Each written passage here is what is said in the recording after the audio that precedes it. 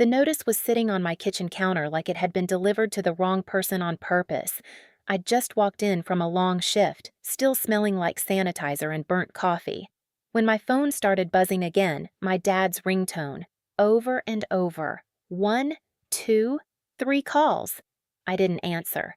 The envelope only said past due in bold, like an accusation. I opened it and saw the number, $2,800 due. Not my car, not my keys, not my driveway. My husband dried his hands at the sink and asked, "Quiet? Did you stop it?" I nodded. Early January. I'd hit cancel, and I hadn't told anyone why. I didn't cancel the autopay in a rage. That's what my family would say later. Like I'd thrown a tantrum and accidentally hit a button. It was colder than that, cleaner. It was early January, around noon, and I was standing in a quiet hallway at work where the air always feels too dry and the lights make everyone look tired. I had 5 minutes before I had to go back in. I should have been thinking about labs and consent forms. Instead, I opened my banking app because my brain wouldn't let it go. There it was, the same line I'd been pretending not to see for over a year. Recurring payment, truck loan, $2,800 a month. My thumb hovered. My mouth tasted like stale coffee. Not because I was scared of the money. I knew exactly what we could cover and what we couldn't. I was scared of the story they'd tell about me if I stopped. The family version of events was always the same. I'm dramatic. I'm sensitive. I forget where I came from. My husband had texted me that morning after I'd mentioned Christmas again in bed. Like it was a bruise I kept poking. Don't buy peace with your paycheck. I reread it twice. Then I tapped into the payment details. It wasn't even subtle anymore. The withdrawal was tied to my checking account. My name was on the loan. The truck wasn't in my driveway. I didn't have the keys. I didn't even know what insurance it had. I thought about my kids' faces under that tree, the confusion, the way they'd tried to be polite because they're good kids, the way I'd smiled until my cheeks hurt. I counted to 5. Then I hit cancel. A small confirmation box popped up like it was asking permission to let me breathe. Recurring payment canceled. My chest felt lighter for 1 second.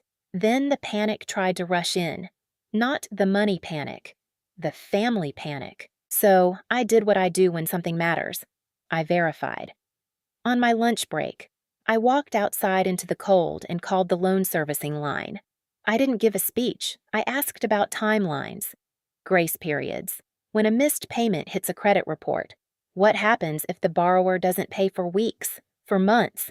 The person on the phone was calm, clinical, like gravity. By the time I hung up, my hands were numb from the cold. My decision wasn't. I wasn't ruining anything. I was just done being the only one paying for it. Christmas looked like a magazine spread the second I walked into my parents' living room.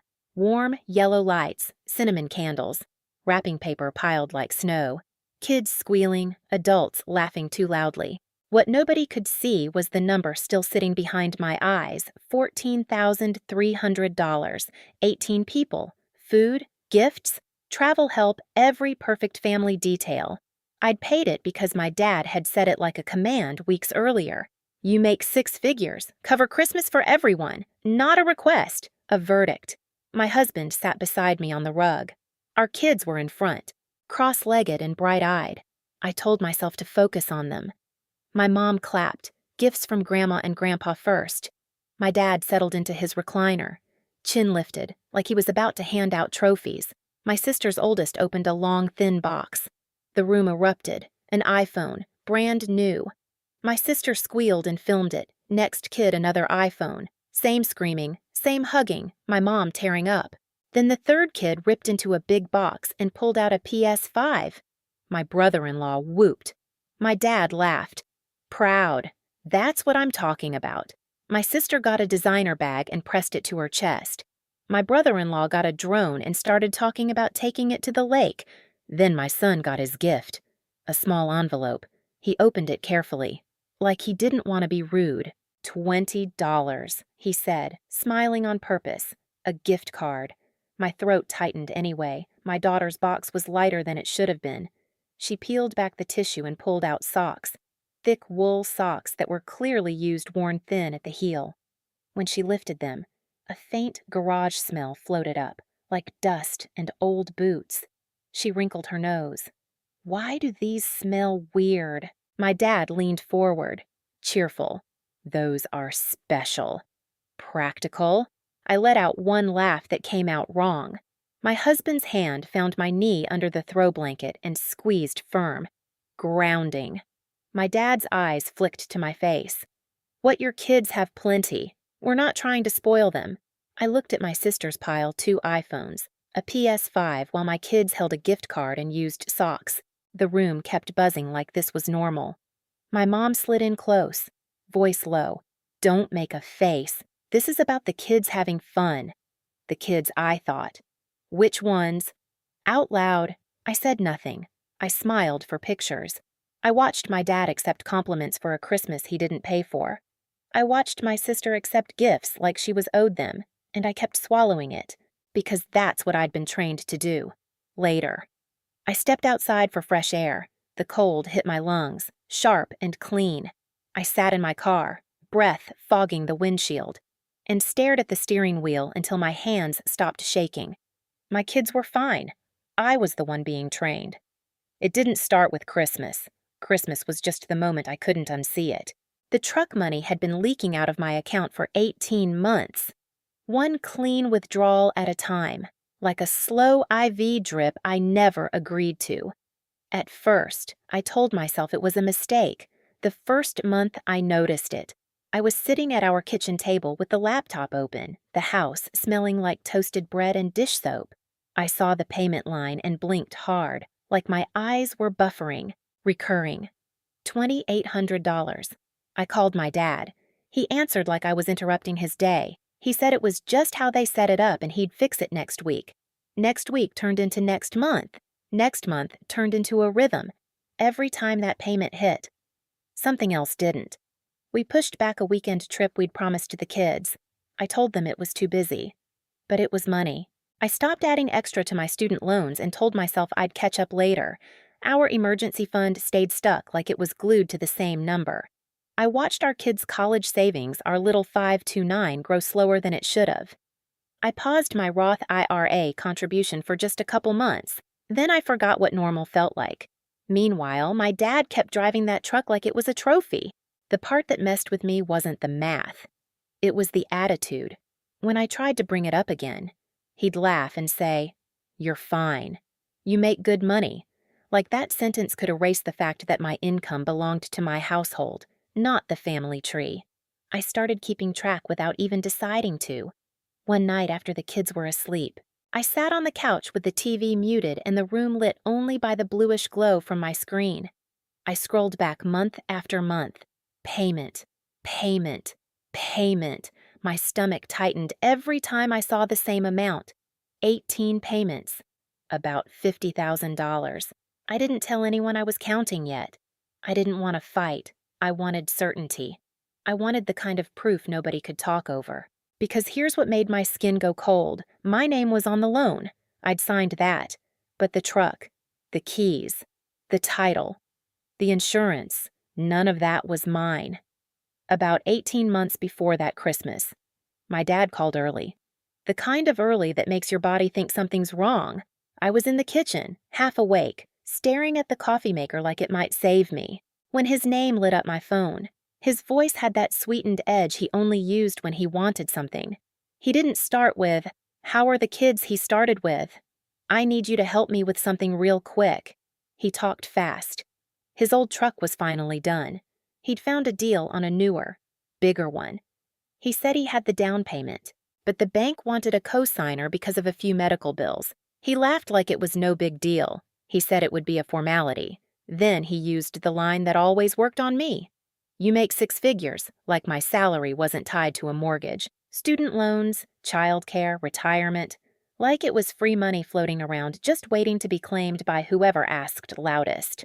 I told him I wanted to read everything first. He acted offended. "It's just paperwork," when he brought it over. He kept standing while I read, hovering behind me like a teacher making sure I didn't take too long. My mom hovered too, wiping an already clean counter. Sighing in that way that means, don't make this hard. I asked the obvious question. If my name was on the loan. Why wasn't my name on the truck? My dad waved his hand. That's just how they do it. You're not driving it anyway, my mom added. Your father deserves something nice after all these years. That was the trap, not the paperwork. The feeling that if I said no, I wasn't a good daughter. It wasn't the first time either. When I was younger, I'd asked for help with something basic and necessary, and I got a lecture about responsibility. Meanwhile, my sister would hint at what she wanted, and somehow it turned into a family priority. She got the soft version of my parents. I got the hard one. That morning in the kitchen, I could already hear the future story forming. She refused to help her own father, so I signed. 2 weeks later, my dad sent a picture of the truck in his driveway like it was a prize he'd won. Chrome, shining. Tires too big. His grin wide enough to fill the frame. A month after that, the first payment came out of my account, and when I called him, confused and tight-voiced, he didn't sound surprised. He sounded comfortable, like the plan had always been that I'd pay. He called the next day like the world was ending. My phone lit up while I was changing out of my work shoes, the house quiet except for the dishwasher humming. His name flashed. Then again, then again. I let it ring until the buzzing felt like it was in my bones. When I finally answered, he didn't say hello. "What did you do?" he snapped. "The bank says the truck payment didn't go through." I kept my voice flat. It didn't bounce. I canceled the auto pay.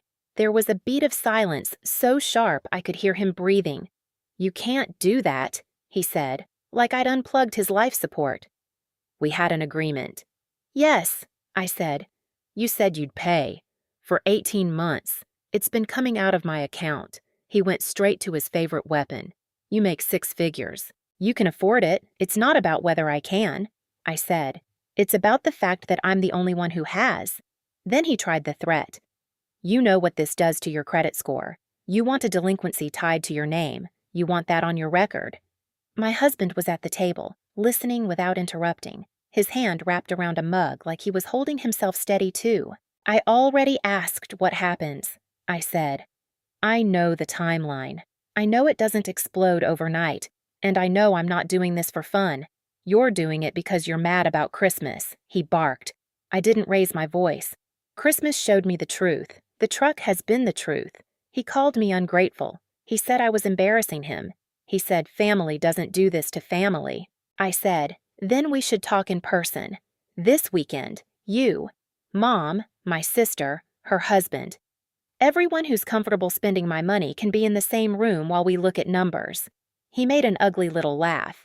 "Fine, come over. Don't show up acting dramatic."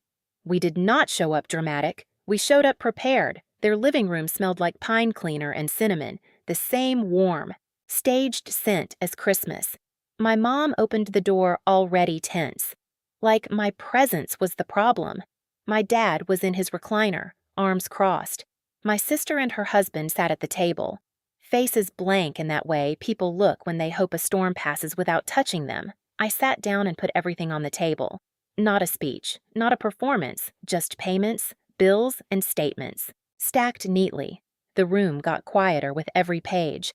My sister's eyebrows lifted when she saw the monthly amounts. My mom's mouth tightened. My dad tried to wave it off. "You're making this complicated." "No," I said. "I'm making it clear." I tapped the list of truck payments, 18 months, about $50,000, from my account. Then I slid the Christmas total forward. $14,300. 18 people. I paid. My dad stared at the paper like it was written in a language he didn't respect. "So what we told people you helped. You didn't have to keep track."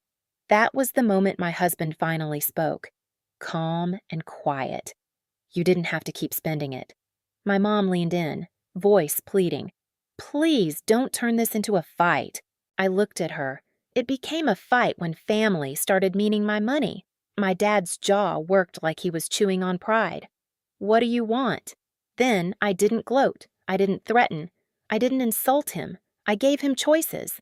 "You can make the payments yourself," I said. "You can sell the truck. You can try to refinance it in your name if you qualify, but the auto pay from my account is done. I'm not co-signing anything else. I'm not funding holidays. You're still welcome in my kids' lives if you can show up like family instead of a bill." My dad's face went red. My mom looked like she might cry. My sister stared down at her hands. Nobody apologized, but nobody could pretend anymore, either. When we left, the air outside felt colder and cleaner than their whole house. My husband squeezed my hand in the driveway and said, "Let them be mad." I nodded, watching my breath fog in the dark, because the next part wasn't the argument. It was the consequence. By spring, the big truck was gone. I didn't get a dramatic confession or a tearful apology. What I got was silence. Then a group chat that slowly stopped pinging my phone for money. My credit took a small hit and then recovered. Because our life didn't depend on new loans or new toys. What changed immediately was the space in our budget. $2,800 stayed where it belonged inside our home. No more surprise withdrawals. No more forced gratitude. We paid down student loans. We padded the emergency fund until it felt like a real floor again. We put more into the kids' college savings and restarted retirement contributions that had been on pause for too long. My husband upgraded his battered phone without asking permission from anyone's ego. The next Christmas was quiet, pancakes, pajamas, and our kids ripping paper open without looking over their shoulders to see who mattered more. Later, outside in the cold, they argued over how to dress a crooked snowman, one insisting on a pink scarf, the other defending the carrot nose like it was sacred. I listened, breathing white air, and realized peace isn't the absence of conflict, it's the absence of extortion. From us, this story highlights a truth many people hesitate to admit: being born into a healthy, respectful family is a privilege. Not everyone gets that starting point. Some grow up in homes where love is conditional, where responsibility flows in only one direction, and where silence is rewarded more than honesty. Although this story is fictional, it reflects situations that are happening every day in real life. Families can unintentionally or deliberately turn one person into the responsible one, the fixer, the payer, the emotional buffer. Over time, that role stops being appreciation and starts becoming exploitation. What makes it dangerous is that it often hides behind words like family, duty, and sacrifice. As the narrator of this channel, the takeaway isn't about cutting people off or seeking revenge. It's about recognizing your own worth. Living authentically means understanding that love should never require you to erase yourself. Respect should not have to be purchased with money, guilt, or endurance. The quiet power in this story comes from choosing self-respect over approval. When someone finally decides to protect their boundaries, they are not betraying their family, they are breaking a harmful cycle. And sometimes, that is the most responsible, loving choice a person can make. I hope this story brings you positivity. Thank you, and see you in the next episode. From us, this story highlights a truth many people hesitate to admit. Being born into a healthy, respectful family is a privilege. Not everyone gets that starting point. Some grow up in homes where love is conditional, where responsibility flows in only one direction, and where silence is rewarded more than honesty. Although this story is fictional, it reflects situations that are happening every day in real life. Families can unintentionally or deliberately turn one person into the responsible one, the fixer, the payer, the emotional buffer. Over time, that role stops being appreciation and starts to become exploitation. What makes it dangerous is that it often hides behind words like family, duty, and sacrifice. As a narrator of this channel, the takeaway isn't about cutting people off or seeking revenge. It's about recognizing your own worth. Living authentically means understanding that love should never require you to erase yourself. Respect should not have to be purchased with money, guilt, or endurance. The quiet power in this story comes from choosing self-respect over approval. When someone finally decides to protect their boundaries, they're not betraying their family, they're breaking a harmful cycle. And sometimes, that is the most responsible loving choice a person can make. I hope this story brings you positivity. Thank you, and see you in the next episode.